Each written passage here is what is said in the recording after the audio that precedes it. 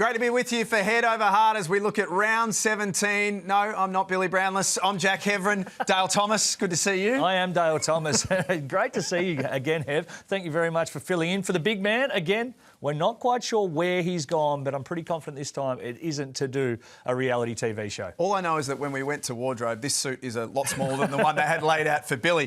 Friday night footy. Let's jump straight into Collingwood and Essendon. And this is the sort of stuff that dreams are made of if you're a footy fan. Two big teams, big crowd at the MCG. Yeah, this is going to be massive. And both sides, fourth on the ladder, sixth on the ladder, but coming off losses on the weekend.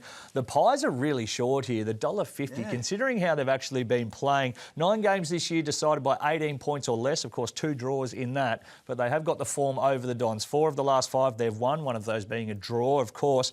But margins being 4 points, 11 points, 13 points. The outlier there, a 70-point drubbing last year. So expect a close, tight contest. The line goes up at 11.5. You can have the start for the Bombers. Slightly nervous times here for the Pies fans. And a lot on the line, not only pride. I mean, we know that these two teams don't like each other, but top 4 as well. We are kind of getting to that business end of the season now. Yeah, well, the question still remains about the Bombers for me is if they do make finals, are they going to do any damage? And for the top 4 markets, Collingwood's into $2.50 to make the top 4. The Bombers kept safe at $4.50. So the market indicating there that if you are going to follow that trend, it's more likely going to be the Pies rather than the Bombers, and the Bombers probably sit between 5th, 8th, and hopefully they don't fall out of the 8 for their fans' sake. Oh, hopefully for their sake. They've been a good season, but it's not done yet. Same game multi, please. What have you got? Yeah, so I'm going to roll the first one here. Collingwood to win, Lipinski to have 20 or more disposals. I'm really liking the year he's putting together. Bobby Hill to go mad, 2 goals or more. And Peter Wright, the big man, 2 or more goals, gets you 9.23. And I like when you just strut in and say, I'll trump you there, Daisy. I've got one. I went with a 5-legger as well. 11.31 is your total value. I like Collingwood to win.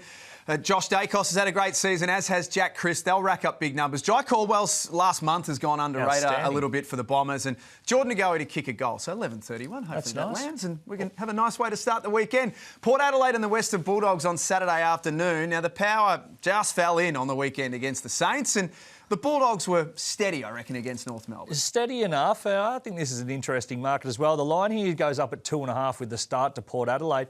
I think back on the home patch, I would have given Port Adelaide favouritism if it was me putting the markets up. So I think that represents some value, but probably just speaks of the unsurety around how Port's form is actually going. The Western Bulldogs probably starting to trust them a little bit more with some changes around the back line. Rory Lobb was very good across half-back, and we saw the emotion from Kenny Hinkley. So this is another massive game. Top 8 spot on the line. Port Adelaide in 7th, the Dog in 9th. Could be a straight switch whichever way this goes. What have you got for us? One to have a look at for your same game multi. Yeah, well, I'm certainly big on Zachy Butters. Quietish on the weekend, under the 25 possessions, but generally bounces back with a big one. So him to have 25 or more on the back of a Port Adelaide win. Tom Liberatore there to have 25 or more. Bad luck to the graphics people who had to get Liberatore and Horne-Francis in the one multi.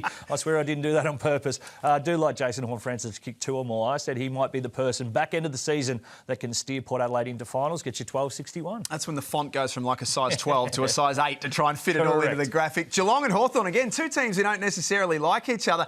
This game's interesting at GMHBA Stadium, but the Hawks are playing great footy and, well, the Cats can take a bit out of last. The Hawks, since round 8, 7 wins and a loss. Unbelievable. That loss was to Port Adelaide, where they shouldn't have found a way to lose that game. So the 2.45 here, it's shorter than we probably expected, but kept safe. The line goes up in this one at 10.5, so this should be a cracking contest. Hawthorn are the value there. If it is around that 2-goal margin, you never know. They're pretty good at pinching them, so $1.55 short for the Cats. We've been talking a lot about top 4s and top 8. All of a sudden, top 4's now a realistic chance for the Cats again after what was a pretty shaky 6 or 7 weeks. Yeah, they're certainly in the conversation there when we're talking about whether or not Collingwood can make it, Essendon can make it.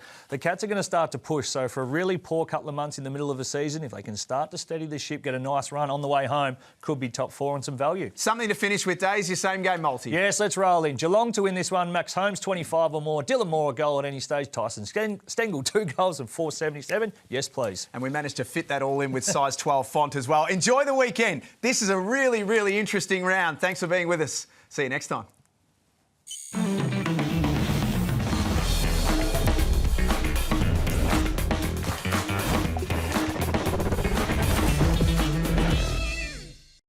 Chances are you're about to lose. For free and confidential support, call the number on the screen or visit the website.